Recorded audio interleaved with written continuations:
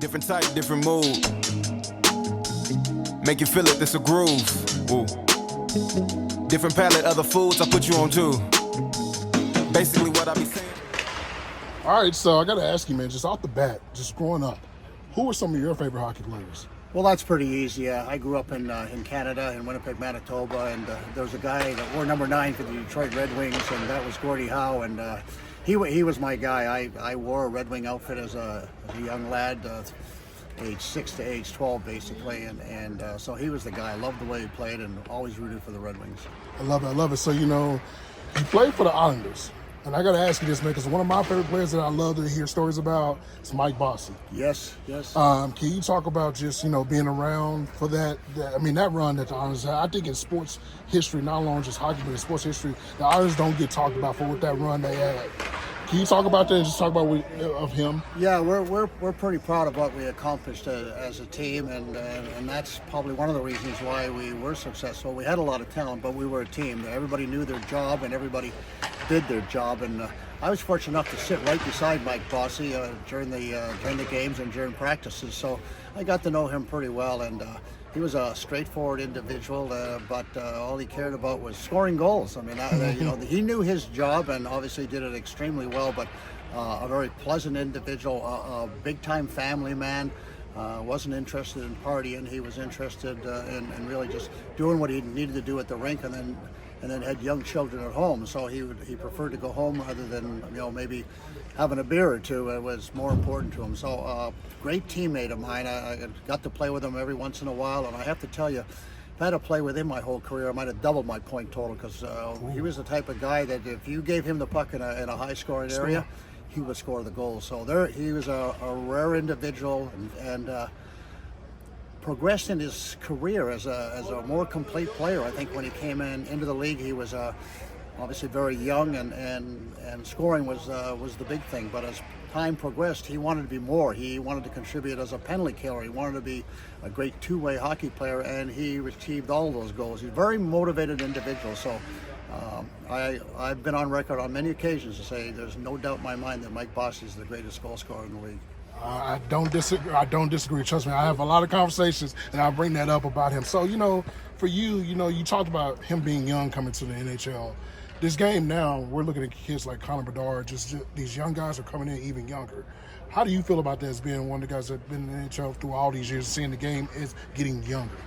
Yeah, it's very interesting, and to be honest with you, I'm a little surprised that not at the talent level, but they're young people, so they're not maybe mentally as experienced as the guys that are in the league a while. They're not as physically developed as the guys. Obviously, they're 24, 25, 26. So I'm always concerned with young guys. Can they stay healthy, because they don't have the experience of playing against seasoned pros, and can they take the hit and the game's much quicker. But these guys here are in such phenomenal shape. I mean, they're not in the same. They don't take care of their bodies the same way as we did. We were much more lax, and we didn't have the beach bodies that these guys all have, and we enjoyed ourselves in the summer. These guys now have 11 months of their own personal trainers, their own diets, and I mean, I was a hamburger guy. That was for me. Go to lunch, I'm going to have a hamburger and fries. These guys are having milkshakes and vitamins and all these type of things. So it's a different breed today, but it's really quite amazing for me to see these young guys, a guy like Bedard, come in and be as effective as he has been. Okay, 2 more questions. So I do this thing like Mount Rushmore, but I'm gonna have fun with you, because we're gonna get some history out of you on this one. If you built your line, your perfect line, and you can throw teammates in there, and you're on that line, I need goalie, 2 defensemen, 2 wingers, and a center.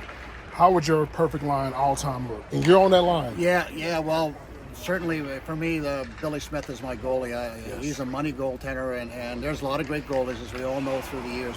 But he's my guy. My 2 defensemen, it's easy. It's Bobby Orr and Dennis Potvin. I mean, again, I'm no criticism of anybody else that's around, but I played with Dennis, and the greatest passer I ever played with, and Bobby Orr for me is the greatest player that ever played the game. He was unbelievable. I chased him around the rink for a number of years, and that was not a lot of fun. And on the wing, I mean, in a perfect world, who would I play with?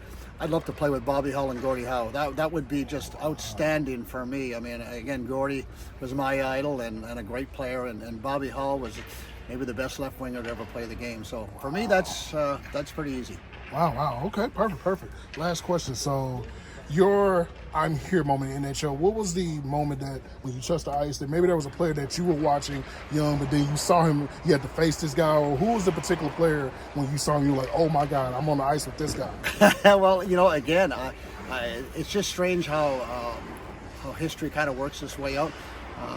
When I was drafted by the LA Kings and I went to the camp, and the first exhibition game we played against was the Detroit Red Wings, and I was lined up against Gordie Howe, and so that was an incredible moment for me that you dream about the whole time. I wanted to be a Red Wing, and so that never happened. But to line up against Gordie Howe and play my first ever exhibition game, and then I'll add to that story is that my second game in league play was in Detroit, the Olympia, again. So I'm playing against Gordie, and Detroit's beating us 5-0, and it's late in the game, and Gordie Howe serves me a pass in a high slot, and I drill the puck over Roger Crozier and get my first goal. So Gordie was pretty upset, as long as Crozier was also upset. But again, those are memorable moments for me, and so those are like, I wouldn't say they're highlights, but they're just kind of awe moments. I love it. Well, Butch, man, I appreciate what you have done for the sport of hockey, what you're doing now, broadcasting. You're still involved in a high level. We appreciate you, and those Islanders, man, we got to get people to talk about it more. We got to get them to talk more. Thank you. Okay, thanks, Chris. You're welcome.